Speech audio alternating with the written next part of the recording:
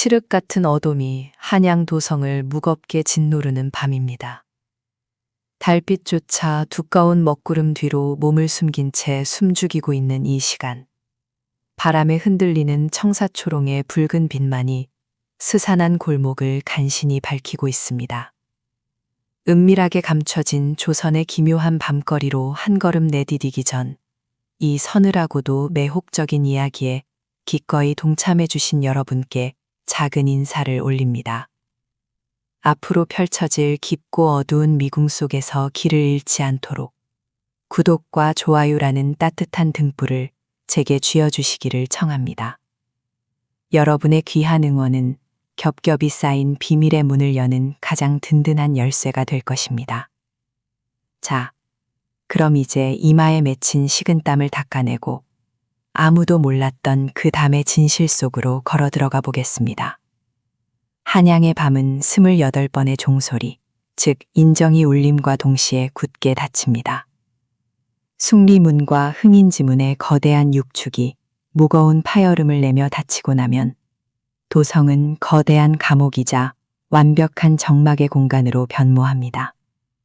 거리를 서성이는 자는 엄벌에 처해지는 야간 통행 금지의 시간, 오직 딱따기를 두드리며 도적과 하재를 경계하는 술라군의 발소리만이 얼어붙은 공기를 가를 뿐, 백성들은 숨소리조차 낮춘 채 새벽이 오기만을 기다립니다.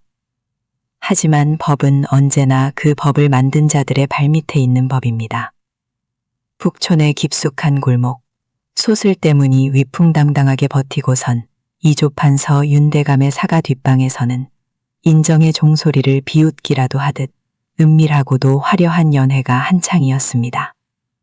두꺼운 비단 병풍으로 사방의 창을 틀어막아 새어나가는 불빛 하나, 가야금의 현뜯는 소리 하나, 밖으로 새어나가지 않도록 철저히 위장된 공간이었습니다. 방 안은 값비싼 침향의 향기와 명나라에서 들여온 독한 술의 냄새로 가득 차 있었습니다. 술라군 놈들이 문 밖을 서성인들 무슨 소용이겠소. 이 방검복보다 두꺼운 비단 병풍이 우리의 밤을 지켜주고 있는데 말이지요. 병조 참판 최학수가 붉게 달아오른 얼굴로 술잔을 비우며 호탕하게 웃었습니다. 그의 곁에는 화려한 가채를 올린 장학원 제1의 기생들이 아양을 떨며 끊임없이 옥잔에 술을 채워넣고 있었습니다. 그곳에 모인 4명의 사내들은 모두 조정의 핵심 권력을 준 고위 관료들이었습니다. 그들은 낮에는 근엄한 얼굴로 백성들에게 법도를 지킬 것을 호령하고 야간 통행을 어긴 자들을 옥살이시키라 명하는 자들이었으나 밤에 장막이 드리워진 지금은 스스로 왕의 법도를 유린하며 탐욕스러운 쾌락을 즐기고 있었습니다. 상위에는 차가운 겨울밤과는 어울리지 않는 산의 진미가 가득했습니다. 잘 구워진 꿩고기와 남해에서 올라온 큼지막한 전복, 그리고 잣을 띄운 수정과가 은 그릇 위에서 화려하게 빛났습니다. 술기운이 오를수록 그들의 대화는 쾌락을 넘어 은밀한 정쟁과 권력의 분배로 이어졌습니다. 누구의 토지를 어떻게 빼앗을 것인지, 눈엣 가시 같은 대간들을 어떻게 모함하여 유배를 보낼 것인지에 대한 끔찍한 음모들이 기생들의 교태 섞인 웃음소리와 섞여 끈적하게 방안을 맴돌았습니다. 하지만 유독 병조 참판 최학수만은 시간이 지날수록 불안한 기색을 감추지 못했습니다. 호탕한 웃음은 점차 잦아들었고 이마에는 차가운 식은땀이 맺히기 시작했습니다. 그는 연거푸 술을 들이켰지만 떨리는 손끝은 진정되지 않았습니다. 며칠 전부터 그의 저택 주변을 서성이는 정체불명의 그림자, 그리고 자신의 방문 앞에 놓여있던 피 묻은 서찰 한 장이 머릿속을 떠나지 않았기 때문입니다. 그 서찰에는 단 한 줄, 죄의 무게는 달빛 아래에서 비로소 그 민낯을 드러낼 것이다 라는 기이한 문장만이 적혀 있었습니다. 윤대감, 내일 아침 일찍 병조에 급히 처리할 군무가 있어 본관은 이만 일어서야겠어. 아시오나 다음을 기약합시다. 최학수는 비틀거리며 자리에서 일어났습니다. 다른 대감들이 만류했으나 그의 얼굴에 서린 묘한 공포를 읽은 윤대감은 고개를 끄덕이며 뒷문을 열어주었습니다. 조심해서 가시게. 술라군들의 눈에 띄어 좋을 것은 없으니 내 특별히 입이 무거운 가마꾼들을 붙여주겠네. 최학수는 윤대감이 내어준 검은 융단 가마에 올라탔습니다. 밖은 여전히 살을 에이는 듯한 겨울바람이 몰아치고 있었습니다. 가마가 북촌의 좁은 골목을 빠져나와 운종가 쪽으로 향하는 동안 최학수는 가마 안에서 숨을 죽인 채 염주를 굴렸습니다. 어둠 속에서 누군가 자신을 지켜보고 있다는 섬뜩한 시선이 온몸을 휘감는 듯했습니다. 그 순간 가마를 메고 가던 꾼들의 발소리가 뚝 끊겼습니다. 무슨 일이냐? 왜 멈추는 것이야? 최학수가 신경질적으로 소리치며 가마에 발을 살짝 들추었을 때 그의 눈동자가 공포로 커다랗게 찢어졌습니다. 가마꾼들은 온데간데 없이 사라졌고 짙은 안개가 깔린 텅 빈 골목길 한가운데에 누군가 우뚝 서 있었습니다. 얼굴에 하얀 탈을 쓴 채 손에는 기묘한 형태의 붉은 밧줄을 들고 있는 그림자였습니다. 최학수가 비명을 지르려 입을 벌린 찰나 어둠이 그를 집어삼켰습니다. 시간은 무심히 흘러 마침내 도성의 밤을 깨우는 33반의 타종, 파루의 종소리가 보신각에서 웅장하게 울려 퍼졌습니다. 불교의 33천을 의미하는 이 종소리는 굳게 닫혀있던 도성의 성문을 열고 백성들의 하루가 다시 시작됨을 알리는 신호였습니다. 동트는 새벽 여명과 함께 짙게 깔려있던 안개가 서서히 걷히기 시작했고 밤새 숨죽이고 있던 한양의 거리가 기지개를 켜며 하나둘 소란스러워졌습니다. 청계천 수표교 인근 이른 아침부터 땔감을 지게 해지고 장터로 향하던 숫장수 막동이는 매서운 아침 공기에 연신 헛기침을 해댔습니다. 안개 때문에 한 치 앞도 제대로 보이지 않는 다리 밑을 지나던 그는 무언가에 발이 걸려 크게 넘어지고 말았습니다. 아이고 젠장, 어떤 놈이 길바닥에 짐짝을 버려둔 게야. 투덜거리며 몸을 일으킨 막동이는 발을 걸렸던 물체를 확인하고는 그 자리에서 얼어붙고 말았습니다. 짐짝인 줄 알았던 것은 다름 아닌 사람이었습니다. 그것도 최고급 명주실로 짠 화려한 비단 옷을 입은 양반이었습니다. 하지만 그 모습은 차마 눈뜨고 볼 수 없을 만큼 기괴했습니다. 다리 교각에 등을 기대고 반듯하게 앉아있는 시신의 주인공은 불과 몇 시간 전까지 북촌의 밀실에서 권력을 논하던 병조참판 최학수였습니다. 그의 두 눈은 살아생전 마주한 극도의 공포를 증명하듯 튀어나올 듯이 부릅떠져 있었고 벌려진 입술 사이로는 겨울에는 결코 필 수 없는 새빨간 매화나무 가지 하나가 깊숙이 박혀 있었습니다. 더욱 소름 끼치는 것은 그의 복장이었습니다. 겉옷인 화려한 비단 도포는 흠집 하나 없이 깨끗했으나 그 도포를 헤치고 드러난 가슴팍은 예리한 무언가에 의해 잔혹하게 도려내어져 있었습니다. 심장이 있어야 할 텅 빈 자리에는 누군가 일부러 넣어둔 듯 술라군들이 밤에 치고 다니는 나무 딱딱이 하나가 피에 젖은 채 박혀 있었습니다. 피가 낭자해야 할 바닥은 기이하리만치 깨끗했습니다. 마치 다른 곳에서 이 끔찍한 짓을 저지른 후 피 한 방울 흘리지 않도록 시신을 철저히 닦아내어 이곳에 인형처럼 전시해둔 것 같았습니다. 죽은 자의 두 손은 가지런히 모아져 자신의 텅 빈 가슴을 가리키고 있었습니다. 그것은 단순한 살인이 아니라 누군가를 향한 명백한 조롱이자 무시무시한 경고의 메시지였습니다. 사람 살려! 살인이다! 참판대감이 죽었다! 막동이의 찢어지는 듯한 비명이 고요한 수표교의 아침을 산산조각냈습니다. 비명 소리를 듣고 달려온 술라군들과 아침거리를 나선 백성들이 순식간에 시신 주변으로 몰려들었습니다. 참혹하고도 기괴한 시신의 형상을 본 사람들은 경악을 금치 못하며 뒷걸음질을 쳤습니다. 야간 통행 금지라는 철통 같은 왕의 법도가 지배하는 닫힌 밤, 그 완벽한 통제의 시간 속에서 도성의 치안을 책임지는 병조의 2인자가 이토록 기괴한 모습으로 살해당해 거리에 버려졌다는 사실은 한양 전체를 뒤흔들 거대한 폭풍의 전조였습니다. 밤의 장막을 뚫고 권력자들을 비웃듯 나타난 이 잔혹한 살인귀는 대체 누구이며 왜 이토록 기이한 방식으로 시신을 장식한 것일까요? 파루의 종소리는 밤을 끝냈지만 조선을 피로 물들일 진정한 공포와 숨막히는 미스터리는 바로 이 버려진 시신과 함께 이제 막 그 서막을 올리고 있었습니다. 도성의 밤은 두 개의 얼굴을 가지고 있었다. 인경소리가 울리고 사대문에 굳건한 빗정이 걸리면 겉으로 보이는 한양은 칠흑 같은 어둠과 정적 속으로 가라앉았다. 유교의 엄격한 예법과 법도가 지배하는 날의 세계는 그곳에서 숨을 죽였다. 그러나 술락꾼들의 딱따기 소리가 멀어지고 나면 좁고 구불구불한 골목길 깊은 곳에서는 완전히 다른 세상이 눈을 떴다.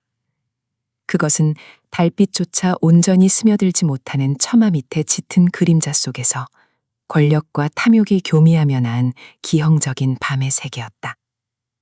김선비는 짙은 남색 도포자락을 여미며 갓끈을 단단히 조였다. 그의 발걸음은 소리 없이 운종가의 뒷골목을 미끄러지듯 빠져나가고 있었다.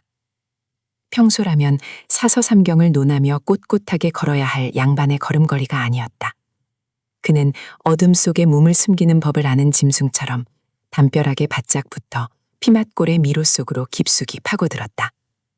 낮 동안 서민들의 땀 냄새와 국밥 끓이는 구수한 냄새로 진동하던 거리는 이제 음산한 냉기만이 감돌고 있었다.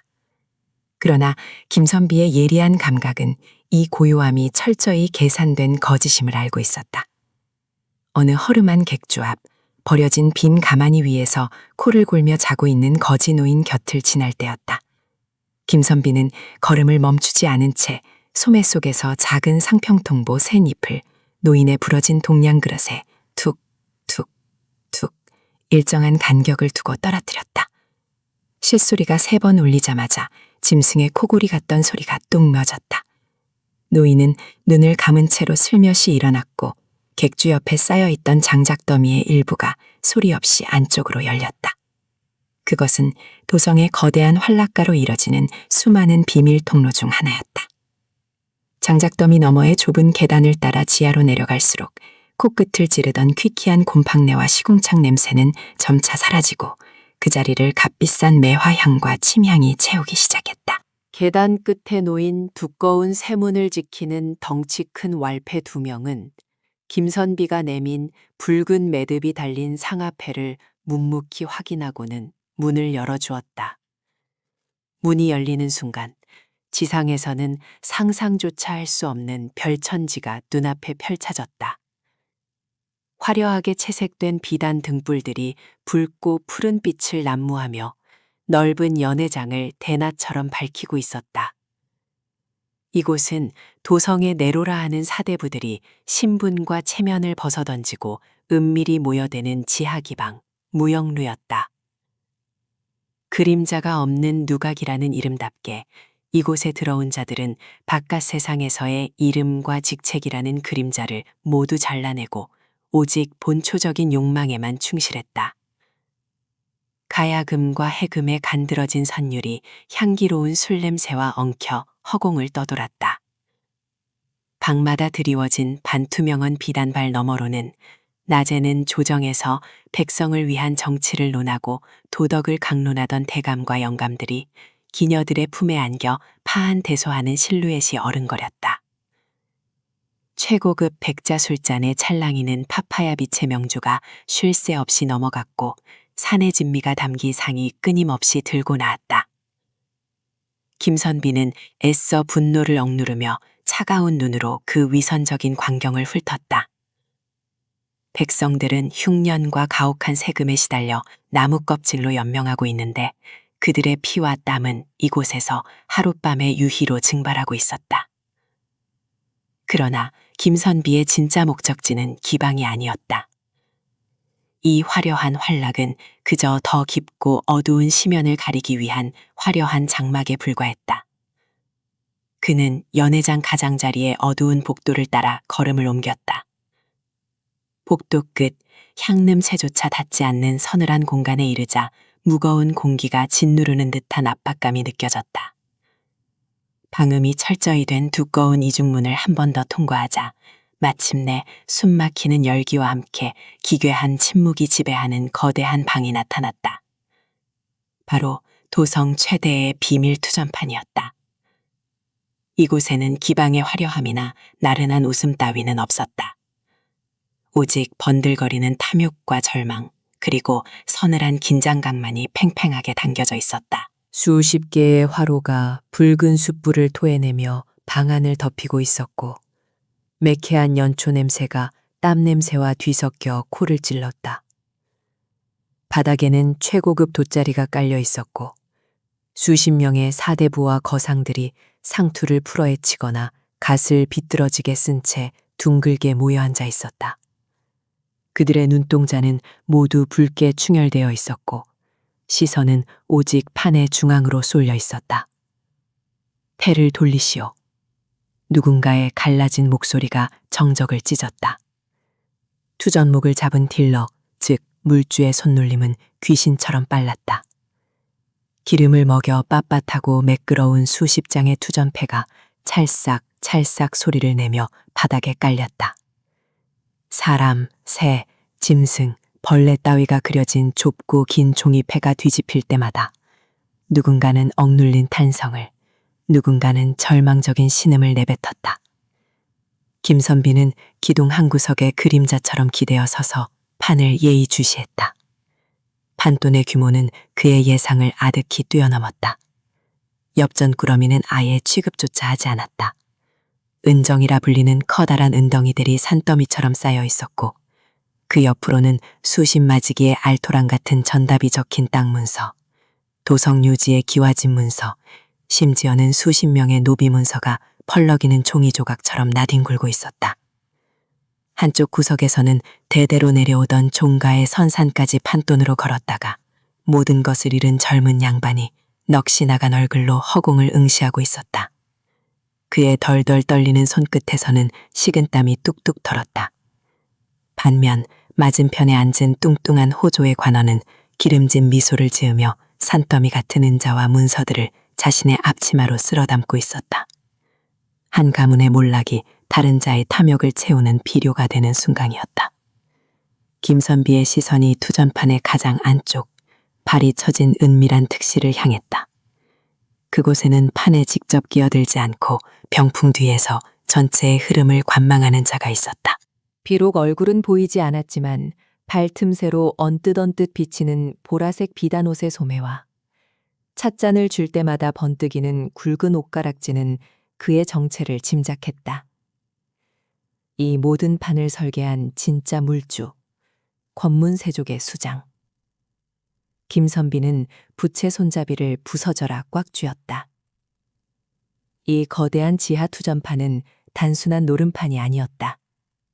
이것은 조정의 고관대작들이 뇌물을 주고받는 교묘한 창구이자 눈의 가시 같은 정적들을 도박이라는 수렁으로 유인해 합법적으로 파멸시키고 재산을 흡수하는 정치적 도살장이었다.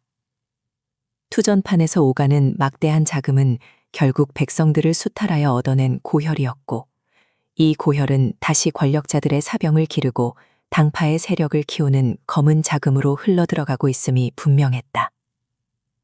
갑자기 방 한가운데서 둔탁한 소리가 났다. 돈을 모두 잃은 자가 이성을 잃고 단도를 꺼내들어 물주에게 달려든 것이다. 그러나 비명조차 지를 새 없이 어둠 속에서 대기하고 있던 건장한 살수들이 순식간에 나타나 그의 입을 틀어막고 팔다리를 꺾었다. 뼈가 부러지는 끔찍한 소리가 났지만 투전판의 다른 누구도 고개를 돌리지 않았다. 오히려 피비린내를 맡은 상어떼처럼 다음 패가 돌기만을 갈구하며 눈을 번뜩일 뿐이었다.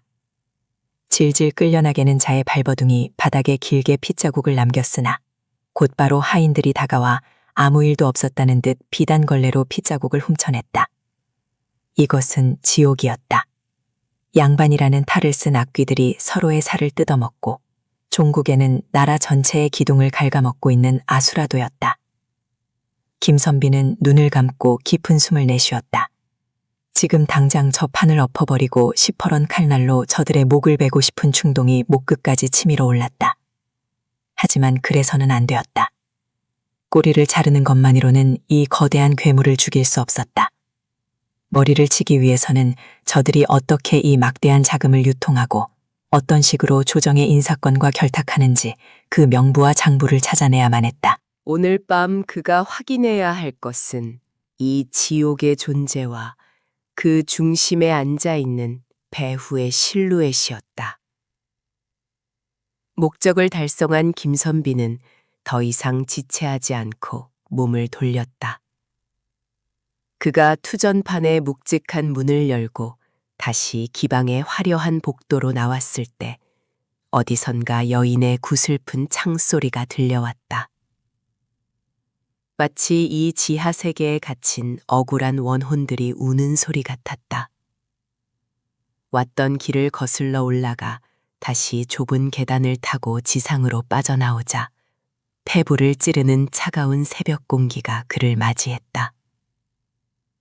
거지 노인은 여전히 죽은 듯이 코를 골며 자고 있었고 피막골의 좁은 골목에는 언제 나갔는지 모를 들고양이 한 마리만이 어둠 속으로 꼬리를 감추고 있었다.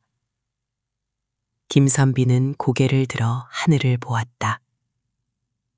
도성의 추악한 이면을 모두 내려다보고 있었을 둥근 달은 여전히 무심하고 교교한 빛을 뿜어내며 기와 지붕 위를 비추고 있었다. 그는 품속에서 작은 수첩을 꺼내어 어둠 속에서도 뚜렷하게 남은 옷가락지의 주인을 머릿속으로 그리며 짧은 표식을 남겼다. 도성의 가장 화려한 겉모습 뒤에 숨겨진 썩은 환부를 도려내기 위한 길고 외로운 싸움이 이제 막 달빛 아래서 시작되고 있었다. 갓을 깊게 눌러 쓴 김선비의 그림자가 새벽 안개 속으로 길게 늘어지며 소리 없이 사라졌다. 피 묻은 상하 골패 연화각의 밤은 기이할 정도로 짙고 매혹적이다. 처마 끝에 매달린 붉은 청사초롱이 바람에 흔들릴 때마다 장호지에 어른거리는 그림자들은 마치 탐욕에 잡아먹힌 아귀들의 춤사위 같았다. 한양에서 가장 은밀하고도 화려한 유흥장, 연화각. 이곳의 겉모습은 그저 돈 많은 한량들과 고관대작들이 기녀들의 비단 치맛자락을 희롱하며 밤을 지새우는 최고급 투전판에 불과했다. 상아와 흑단이 부딪히는 경쾌한 마찰음, 은은하게 피어오르는 침향의 냄새, 그리고 거짓된 탄식과 환희가 뒤섞인 소음이 끝없이 밀려왔다. 하지만 그 화려한 장막의 이면에는 썩어 문드러진 짐승의 사체에서 나날 법한 비릿한 악취가 숨겨져 있었다. 나는 소음이 닿지 않는 연화각의 가장 깊은 곳, 천자가 새겨진 밀실 앞에 섰다. 방금 전까지 이 방을 차지하고 있던 자들은 급히 자리를 뜬 듯했다. 문지기들을 미리 매수해둔 덕에 잠시나마 이 금지된 구역에 발을 들일 수 있었다. 조심스럽게 미닫이 문을 열자 코끝을 찌르는 짙은 비냄새가 훅 끼쳐왔다. 향내로 덮으려 했으나 결코 지워지지 않는 갓 흘린 선열 특유의 철분 냄새였다. 방 안은 처참했다. 최고급 자단나무로 짜인 도박 탁자는 뒤집혀 있었고 바닥에는 금박을 입힌 술잔이 나뒹굴고 있었다. 하지만 내 시선을 사로잡은 것은 흩어진 술잔이나 구석에 떨어진 명주 수건이 아니었다. 탁자 및 어둠이 짙게 깔린 구석에 떨어져 있는 작은 물건. 나는 천천히 몸을 숙여 그것을 집어들었다. 서늘하고 매끄러운 감촉. 그것은 일반적인 나무나 짐승의 뼈로 만든 싸구려 골패가 아니었다. 멀리 명나라에서부터 은밀히 밀수된 순백의 상아를 정교하게 깎아 만든 최고급 상아 골패였다. 두께와 무게감부터가 달랐다. 손 안에 꽉 차는 이 묵직한 조각은 오직 연화각의 가장 깊은 밀실을 출입할 수 있는 극소수의 관력자들만이 만질 수 있는 물건이었다. 골패의 표면에는 붉은색과 검은색으로 점이 바여 있었다. 붉은 점 4개와 검은 점 6개. 사륙패였다. 하지만 내 시선은 새겨진 점의 숫자가 아니라 골패의 모서리를 따라 엉겨붙어 있는 불길한 얼룩에 멈췄다. 검붉은색. 점을 찍기 위해 칠한 붉은 안료와는 달랐다.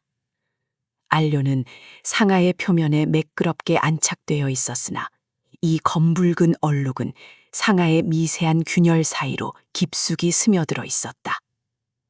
덜 닦인 피였다. 누군가 다급하게 소매자락이나 수건으로 피를 닦아냈지만 찰나의 순간 상아의 다공성 표면으로 흡수된 핏자국마저 완벽히 지워내지는 못한 것이다. 나는 소매에서 작은 돋보기를 꺼내어 불빛 아래에서 핏자국을 세밀히 살폈다. 피의 궤적은 누군가 이 작은 패를 꽉 쥐고 몸부림쳤음을 증명하고 있었다. 단순한 코피나 가벼운 찰과상에서 묻은 것이 아니었다. 동맥이 끊어지거나 살점이 깊게 패여 솟구치는 피를 막으려 안간힘을 쓰던 자의 소나기에 이 패가 쥐어져 있었음이 분명했다. 단순한 도박판의 시비로 일어난 살인이라면 시체를 치우고 피를 닦아내는 것으로 끝났을 것이다. 하지만 이 상아 골패는 단순한 향락의 도구가 아니었다. 나는 골패를 쥔 채 방바닥에 흩어진 은정의 개수와 어지럽게 널린 어음 조각들을 머릿속으로 계산하기 시작했다. 이 방에서 오간 판도는 상상을 초월했다. 수만 냥.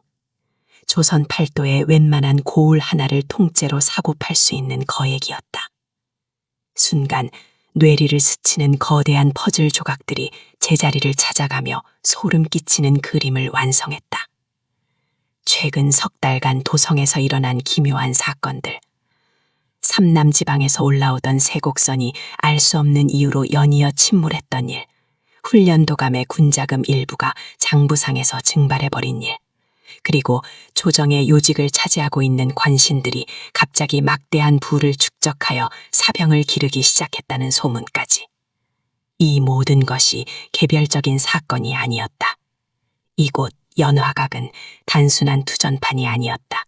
거대한 정치적 자금 세탁의 심장부였다. 수법은 악랄할 정도로 교묘했다.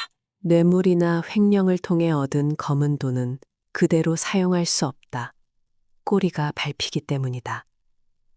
하지만 도박판이라면 이야기가 달라진다. 권력자는 이 밀실에 앉아 지방의 부호들이나 세곡을 빼돌린 상단 객주들과 판을 벌인다. 상단 객주는 의도적으로 수만 양의 돈을 잃어준다. 권력자는 투전판에서 운이 좋아 돈을 땄을 뿐이라고 주장하면 그만이다. 뇌물은 도박 수익이라는 정당한 외피를 쓰고 권력자의 금고로 당당하게 흘러들어간다. 돈의 꼬표는 이곳 상하 골패의 경쾌한 마찰음 속에서 완벽하게 세탁되어 사라지는 것이다. 하지만 이 피 묻은 골패는 그 완벽해 보이던 톱니바퀴에 생긴 치명적인 균열이었다. 자발적인 뇌물 상납이라면 피가 흐를 이유가 없다. 서로 미소를 지으며 덕담을 나누고 적당한 시점에 판을 접어 돈을 잃어주면 끝날 일이다. 그렇다면 이 피는 무엇을 의미하는가? 그것은 이 자금 세탁의 과정이 더 이상 단순한 합의에 의해 이루어지지 않았다는 증거였다. 나는 바닥에 떨어져 있던 반쯤 찢어진 장부의 겉표지를 발견했다. 송상 강씨 일가라는 글자가 희미하게 남아 있었다.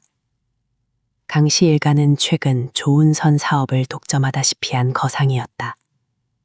무리한 자금 상납 요구를 견디다 못한 강씨 일가의 누군가가 이 밀실에서 반기를 들었을 것이다. 더 이상의 헌납은 불가능하다고 상단이 파산할 지경이라고 호소하며 이 상하 골패를 집어 던졌을지도 모른다. 아니면 애초부터 그를 죽여 상단의 재산을 송두리째 삼키려는 함정이었을 수도 있다. 그들은 반항하는 자의 목을 그었을 것이다.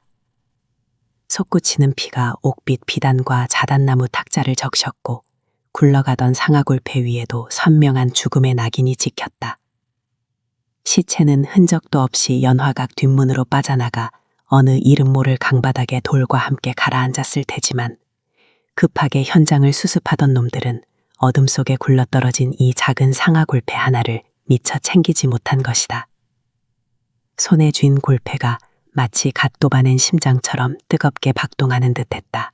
이 작은 상아 조각은 그 자체로 조선을 갉아먹는 거대한 악의 축소판이었다.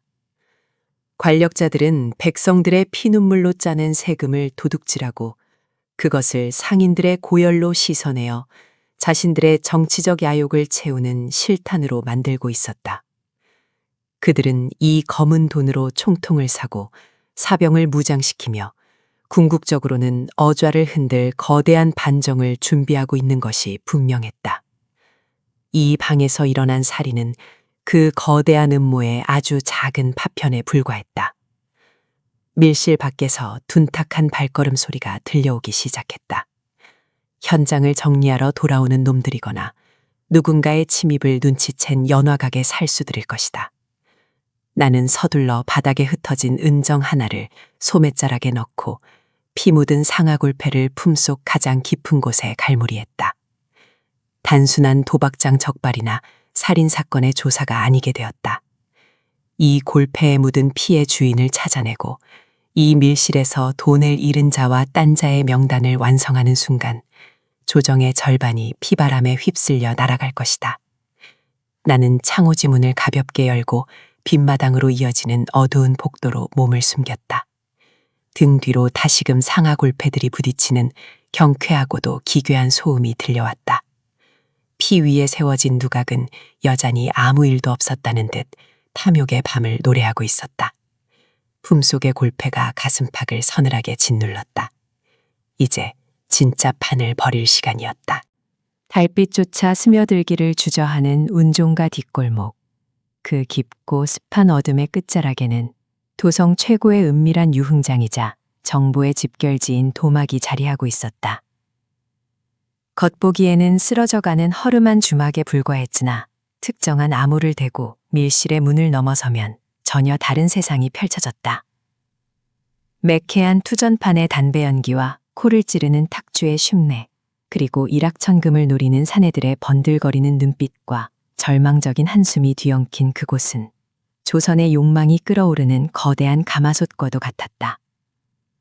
그러나 그 아수라장 같은 도막의 가장 깊숙한 곳, 겹겹이 처진 붉은 비단 휘장 너머에는 이 혼돈을 통제하는 단 하나의 서늘한 이성이 존재했다. 바로 도막의 안주인 월향이었다. 두꺼운 나무 문을 열고 들어선 방 안은 바깥의 소음이 거짓말처럼 차단된 채 묘한 정적만이 흐르고 있었다. 방 안을 가득 채운 진귀한 침향의 냄새가 폐부를 찌르듯 파고들었고 어스름한 호롱불빛이 방 한가운데 놓인 화려한 나전칠기 탁자를 비추고 있었다. 탁자 너머 화려하게 수놓아진 비단 방석 위에는 자태를 가늠하기 힘든 여인이 비스듬히 누워 길다란 곰방대를 물고 있었다. 붉은 입술 사이로 한숨처럼 뿜어져 나온 푸른 연기가 허공을 맴돌다 흩어졌다. 발소리가 무겁고 호흡이 탁한 것을 보니 필시 목숨을 걸고 찾아온 불청객이로구나. 월형의 목소리는 나긋나긋했으나 그 안에는 사람의 뼈를 깎아내는 듯한 예리함이 숨어 있었다. 그녀가 천천히 몸을 일으켜 앉자 흘러내린 비단 장옷 사이로 눈부시게 흰 목덜미가 드러났다. 하지만 그녀의 아름다움에 현혹될 여유 따위는 없었다. 월형의 눈동자는 칠흑처럼 짙고 차가웠으며 단번에 상대의 밑바닥까지 꿰뚫어보는 힘을 지니고 있었다. 무짐은 마른 침을 삼키며 그녀의 앞으로 다가갔다. 그가 이 위험한 도막의 심장부까지 찾아온 이유는 단 하나, 진실로 향하는 굳게 닫힌 문을 열어젖힐 비밀의 열쇠가 그녀의 손에 있다는 소문 때문이었다. 원하는 것을 얻으려면 그에 합당한 값을 치러야 하는 것이 이 바닥의 유일한 법도이지. 월향이 곰방대를 탁자에 가볍게 두드리며 재를 털어냈다. 당, 당. 둔탁한 마찰음이 고요한 방 안에 심장박동처럼 울려 퍼졌다. 그녀는 무진이 입을 떼기도 전에 그가 무엇을 원하고 있는지 이미 다 알고 있다는 듯 붉은 입술 끝에 비릿한 미소를 머금었다. 네가 찾는 그 열쇠 말이다. 그것이 단지 녹슨 쇳조각에 불과할지 아니면 도성 전체를 피바다로 만들 수라장의 문고리일지 너는 감당할 수 있겠느냐? 무지는 흔들림 없는 눈빛으로 월향을 마주 보았다. 이미 많은 것을 잃었고 더 이상 물러설 곳조차 없는 그에게 두려움은 사치였다. 그는 품속에서 묵직한 은정자가 든 전대를 꺼내 탁자 위에 올려놓았다. 둔탁한 소리와 함께 상당한 양의 은자가 들어있음이 증명되었지만 월향은 전대에는 눈길조차 주지 않았다. 오히려 그녀의 입가에 머물던 미소가 짙은 조소로 바뀌었다. 이깟 은자 몇 냥으로 닫힌 입을 열려 하다니 나를 너무 얕본 것 아니냐. 아니면 네 목숨의 가치가 고작 이 정도뿐이라 생각하는 것이냐. 월향이 자리에서 일어나 무진의 곁으로 다가왔다. 짙은 침량과 묘한 분내음이 코끝을 스쳤다. 그녀는 무진의 귓가로 몸을 기울였다. 피부에 닿을 듯 말 듯한 거리에서 그녀의 차가운 숨결이 귓바퀴를 휘감았다. 내가 원하는 것은 재물이 아니다. 이 열쇠를 네게 넘겨주는 순간 나 역시 목숨을 내놓아야 할지도 모르는 위험에 처하게 되지. 그러니 나와 거래를 하려거든 네 목숨은 물론이거니와 네가 쥐게 될 그 진실의 끝에서 나를 위해 피를 묻혀줄 사냥개가 되어야 할 것이다. 그것은 파멸을 담보로 한 악마의 속삭임이었다. 월향이 요구하는 것은 단순한 정보의 대가가 아니라 무진의 운명 자체를 자신의 소나귀에 주겠다는 선언이었다. 잠시의 침묵이 흘렀다. 방 안의 공기가 숨막힐 듯 팽팽하게 당겨졌다. 무진은 천천히 고개를 끄덕였다. 호랑이 굴에 들어온 이상 기꺼이 그 호랑이의 발톱이 되어 주어야만 했다. 그의 확답을 확인한 월향의 눈동자에 기묘한 희열이 스쳐 지나갔다. 좋다. 그 지독한 눈빛이 마음에 드는구나. 월향은 방구석에 놓인 낡은 반다지로 걸어갔다. 그녀가 치마폭에서 작은 열쇠를 꺼내 자물쇠를 열자 둔탁한 소리와 함께 반다지가 입을 벌렸다. 그녀가 꺼내온 것은 무진이 예상했던 형태의 쇳조각 열쇠가 아니었다. 그것은 검은 가죽으로 두껍게 제본된 오랜 세월의 손때가 묻어 낡고 다른 한 권의 장부였다. 월향이 탁자 위에 그 장부를 내려놓는 순간 방 안의 공기가 한층 더 무겁게 가라앉는 듯했다. 네가 그토록 찾아 헤매던 비밀의 열쇠다. 열쇠란 본디 형태가 중요한 것이 아니지. 무언가를 열 수만 있다면 그것이 곧 열쇠가 아니겠느냐.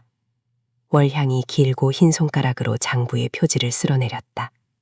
무진의 시선이 장부에 못 박혔다. 겉보기에는 그저 흔한 상단의 거래 내역을 적어놓은 책자 같았지만 그 안에서 뿜어져 나오는 불길한 기운은 숨을 턱 막히게 했다. 이 안에는 겉으로는 군자인 척, 백성을 위하는 척 위선을 떠는 도성 최고의 양반네들의 추악한 치부가 낱낱이 기록되어 있다. 월향의 목소리가 한층 낮아졌다. 그녀가 장부의 첫 페이지를 넘기자 빼곡하게 적힌 이름과 숫자, 그리고 은밀한 거래 내역들이 붉고 검은 먹물로 선명하게 드러났다. 구휼미를 빼돌려 사리사욕을 채운 호조판서의 더러운 금맥, 역모를 조작하기 위해 죄 없는 선비들을 이단으로 몰아죽인 대사헌의 은밀한 지시, 심지어 변방의 오랑캐와 결탁하여 군사기밀을 팔아남긴 병조참판의 이름까지. 이 장부는 조선 팔도에서 가장 고결하다 자부하는 자들이 사실은 가장 썩어 문드러진 짐승들이라는 것을 증명하는 피의 기록이다. 무진은 눈앞에 펼쳐진 장부의 내용을 믿을 수 없어 숨을 들이켰다. 페이지를 넘길 때마다 조정 대신들의 이름과 그들이 착복한 뇌물의 액수, 그리고 그 과정에서 희생된 무고한 백성들의 피눈물이 활자가 되어 쏟아져 내리는 듯했다. 누군가의 목숨을 앗아간 대가로 쌓아올린 관력과 부귀영화. 이 장부 하나면 조정의 절반을 날려버릴 수 있을 만큼 파괴적인 진실이 그 안에 고스란히 담겨 있었다. 이 도막이 수십 년간 숱한 탄압 속에서도 살아남을 수 있었던 이유가 무엇이라 생각하느냐? 바로 이 장부 때문이다. 그 고귀하신 양반네들도 밤이 되면 얼굴을 가린 채 이곳에 스며들어 자신의 욕망을 배설하고 가기 마련이지. 나는 그들이 흘리고 간 욕망의 찌꺼기들을 하나도 빠짐없이 주워 모아 이 장부에 기록했다. 월향의 입가에 씁쓸하면서도 서늘한 미소가 번졌다. 그녀는 장부를 탁 덮으며 무진의 가슴 쪽으로 밀어주었다. 장부의 묵직한 무게감이 무진의 손끝을 통해 심장으로 전해졌다. 그것은 단순한 종이 뭉치가 아니라 수많은 이들의 원한과 피가 응축된 저주의 덩어리였다. 이제 이 열쇠는 네 것이다. 하지만 명심해라. 이 장부를 품에 하는 순간부터 너는 도성의 모든 권력자들에게 쫓기는 신세가 될 것이다. 그들은 자신의 치부를 덮기 위해서라면 무슨 짓이든 할 수 있는 자들. 네가 이 장부를 들고 빛으로 나아가는 순간 거대한 핏바람이 불어닥치겠지. 월향이 무진의 옷깃을 끌어당기며 그의 귓가에 마지막 속삭임을 남겼다. 살아남아라. 그리고 그 잘난 자들의 목통을 끊어내고 내게 돌아오거라. 네가 이 썩은 세상을 뒤집어 엎는 날 내가 네 목숨을 요구했던 이 위험한 거래도 끝이 날 것이니. 무진은 장부를 품속 깊숙이 찔러 넣었다. 차가운 가죽의 감촉이 살갗을 파고들었지만 그의 가슴 속에서는 전에 없던 뜨거운 불길이 치솟고 있었다. 도막의 밀실을 빠져나와 다시 어두운 운종가의 밤거리로 나선 무진의 발걸음은 더 이상 이전과 같지 않았다. 그의 품에는 조선을 뒤흔들 뇌관이 자리하고 있었고 등 뒤로는 월향의 매혹적이고도 치명적인 속삭임이 밤바람을 타고 길게 이어지고 있었다. 이제 진정한 사냥이 시작될 참이었다. 밤안개가 자욱하게 깔린 무명의 사냐 깊숙한 곳. 겉보기엔 버려진 고찰처럼 보이는 거대한 장원의 문이 육중한 마찰음을 내며 열렸다. 코끝을 찌르는 짙은 사향과 정체를 알 수 없는 달콤한 연기가 폐부를 가득 채웠다. 밖은 역병과 기근으로 시체 썩는 냄새가 진동하는 지옥이었으나 이 문턱을 넘는 순간 펼쳐지는 광경은 철저히 통제되고 기획된 또 다른 형태의 지옥이었다. 천장에서는 금가루를 섞은 붉은 비단이 폭포수처럼 늘어져 있었고 곳곳에 배치된 청동 화로에서는 환각작용을 일으키는 귀한 향료가 타오르며 사람들의 이성을 서서히 마비시키고 있었다. 이곳은 단순한 연회장이 아니었다. 나라를 뒤집고 새로운 하늘을 세우겠다는 명분 아래 탐욕에 찌든 권문세가들과 지방의 거호들이 자신들의 재산과 목숨을 판돈으로 걸고 모인 영모의 심장부였다. 오늘 밤 모인 자금의 규모에 따라 반정군의 칼날이 황공의 문을 뚫을지 아니면 이들 모두가 능지처참을 당할지가 결정된다. 나는 신분을 철저히 위조한 채 남쪽 바다를 주름잡는 거상, 백년거사의 가면을 쓰고 이 치명적인 환락의 소굴로 걸음을 내디뎠다. 얼굴의 절반을 가리는 화려한 흑금석 가면 너머로 날카로운 시선들이 내게 꽂히는 것이 느껴졌다. 이 공간에 존재하는 모든 이들은 서로를 향해 웃음 짓고 있었지만 그 미소 뒤에는 언제든 상대의 숨통을 끊어버릴 독수가 숨겨져 있었다. 누군가 한 명이라도 의심스러운 기색을 보인다면 연회장 구석구석에 그림자처럼 도열해 있는 암살자들의 비수가 즉각 날아들 것이다. 나는 호흡을 가다듬었다. 들숨에는 여유를, 날숨에는 철저한 기만을 담았다.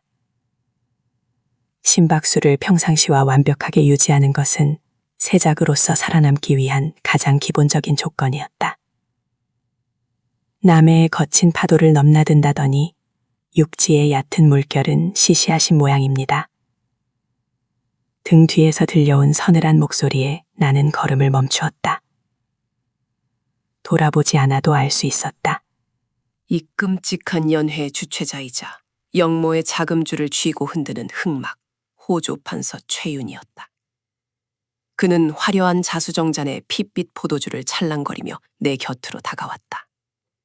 그의 눈동자는 뱀처럼 번뜩이며 내 전신을 훑어내리고 있었다. 아주 미세한 근육의 떨림이나 시선의 흔들림조차 그에게는 확고한 살해의 명분이 될 수 있었다. 파도가 높을수록 떨어지는 쾌감도 큰 법이지요. 대감께서 마련하신 이 연못은 겉보기엔 잔잔하나 그 바닥에는 천하를 삼킬 교룡이 숨쉬고 있지 않습니까?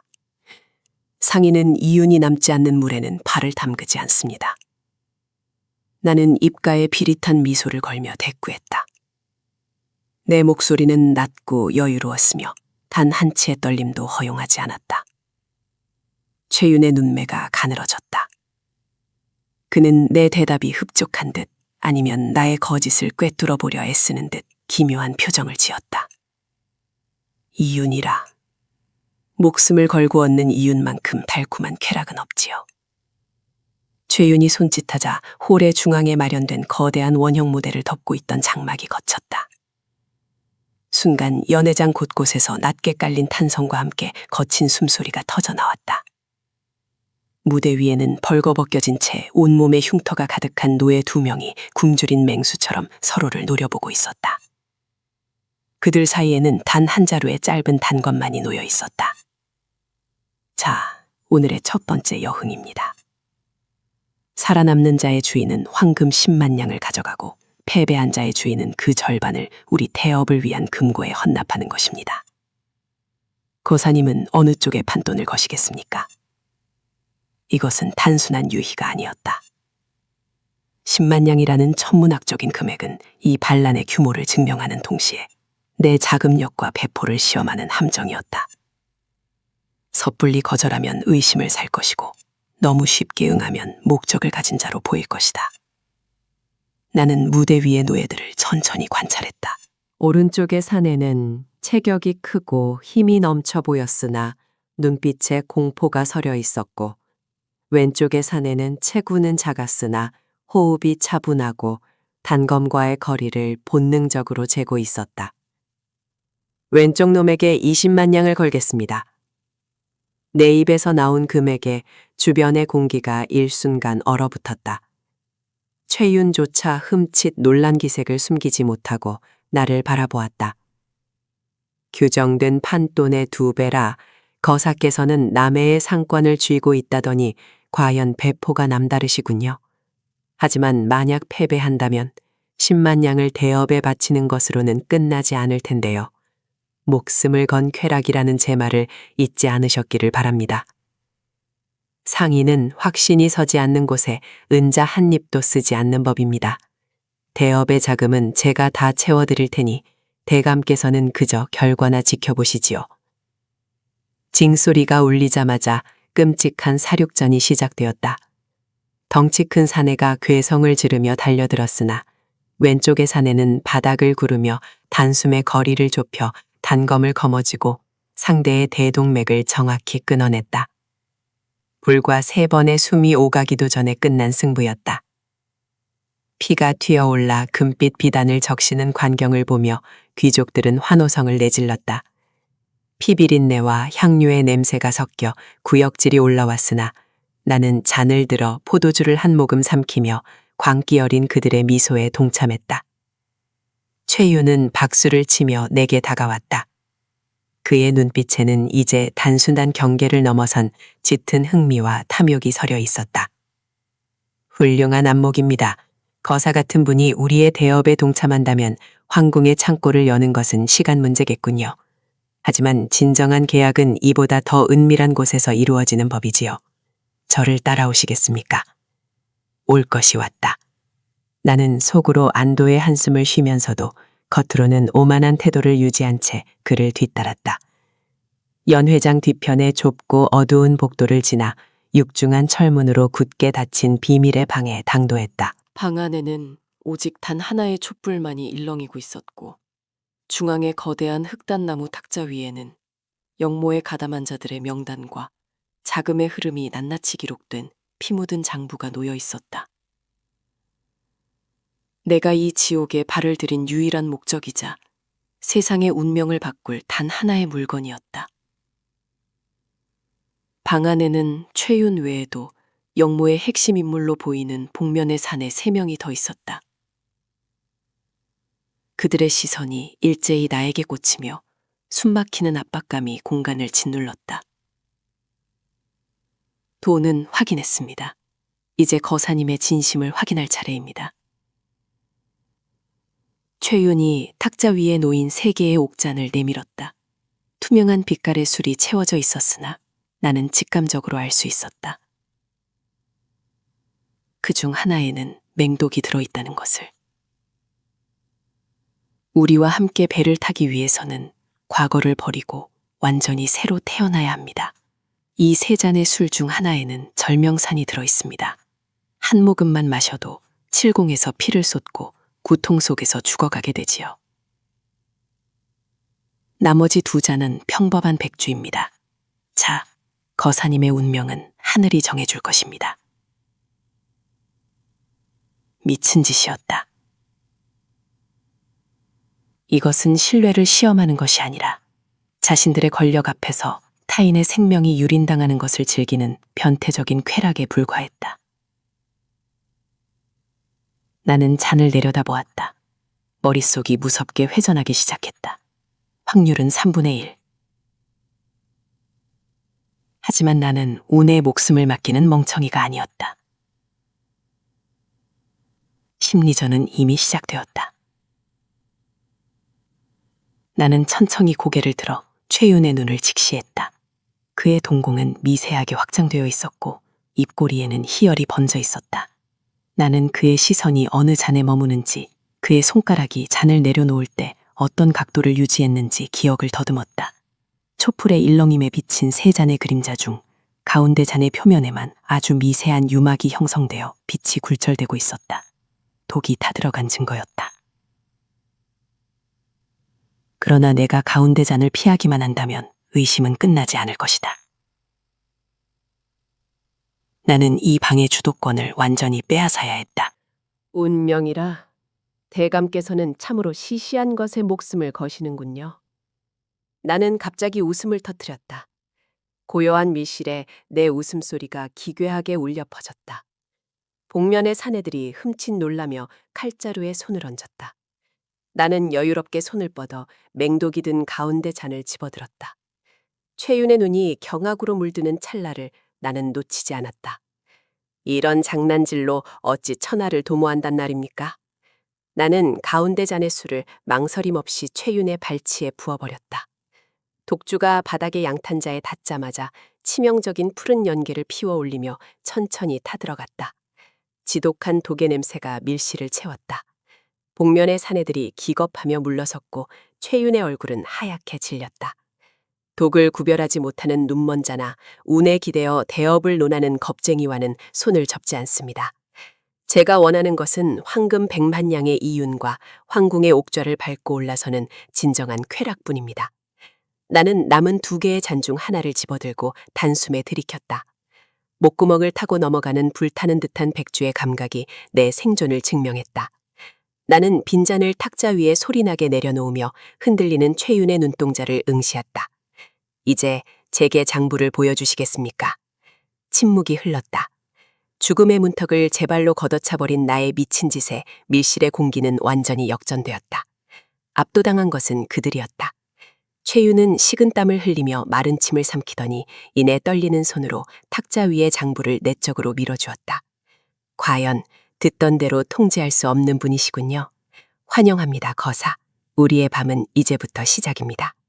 장부를 손에 쥐는 순간 거칠게 뛰던 심장이 마침내 차갑게 가라앉았다.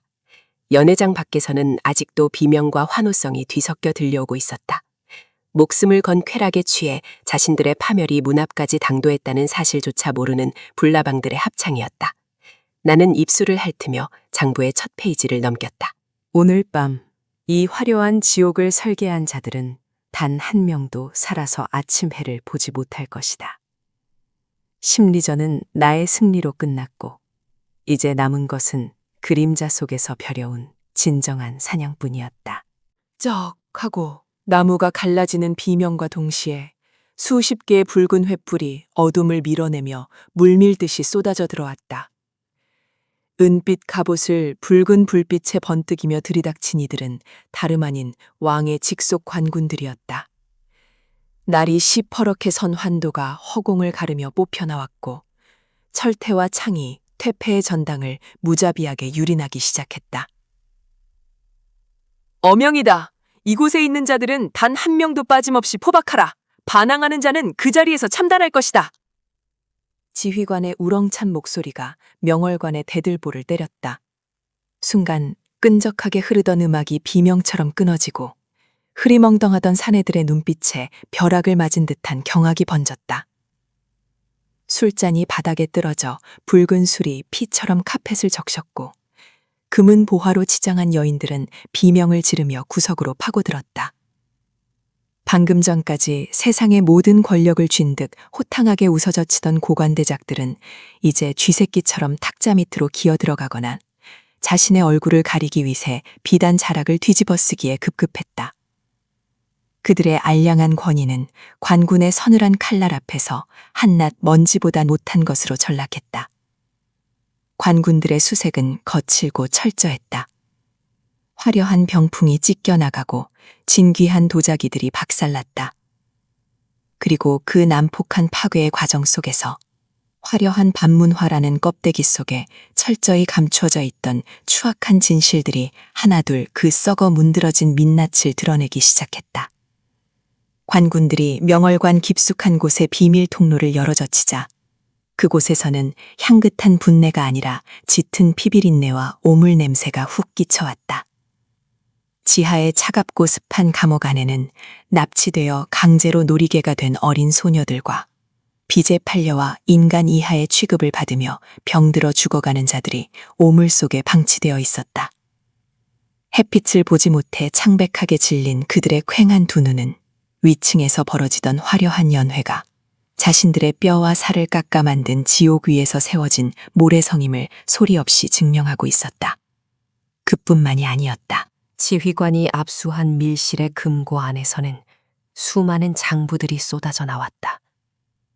그 장부에는 도성의 치안을 담당하는 관리들, 백성들을 구휼해야 할 탐관오리들이 이곳 명월관과 결탁하여 뇌물을 주고받고 인신매매와 밀무역을 눈감아준 더러운 이름들이 빼곡히 적혀 있었다.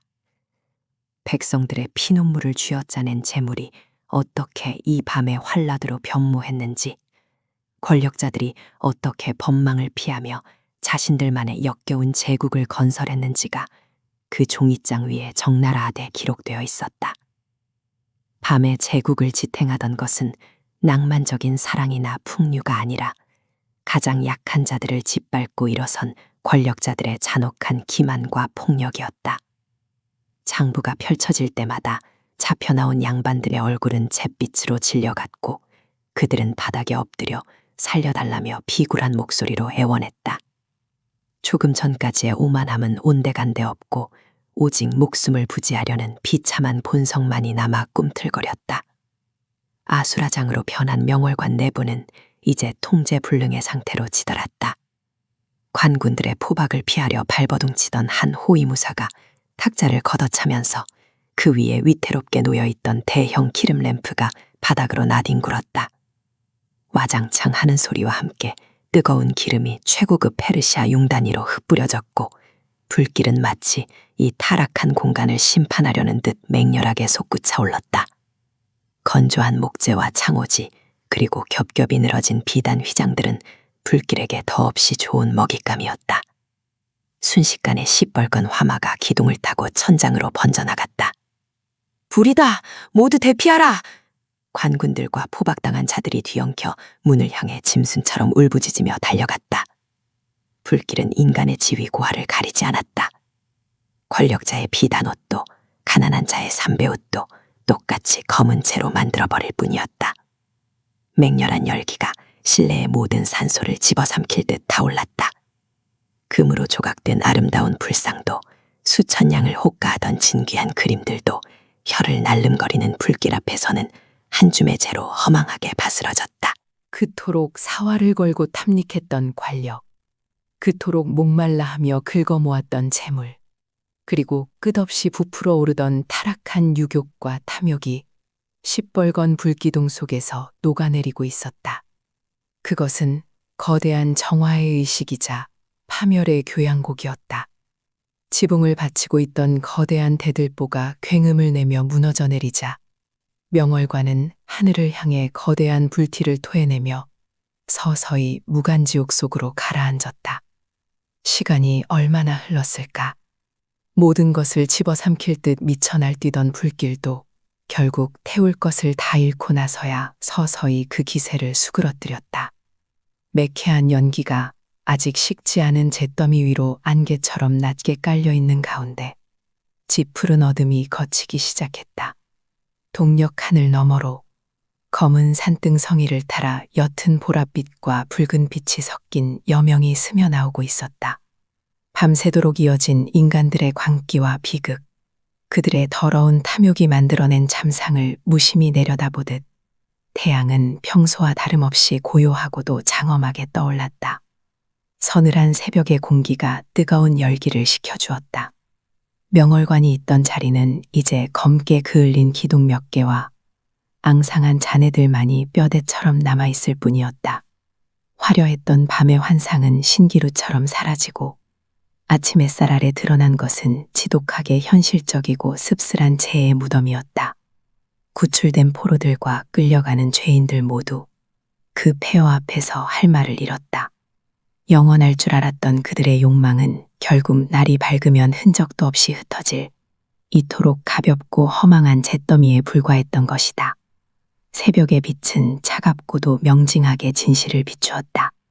밤의 장막 뒤에 숨어있던 추악함은 모두 불타올라 씻겨나갔으나 남겨진 상흔과 재는 바람을 타고 도성 곳곳으로 흩날리며 이 밤의 끔찍한 기억을 길게 남길 터였다.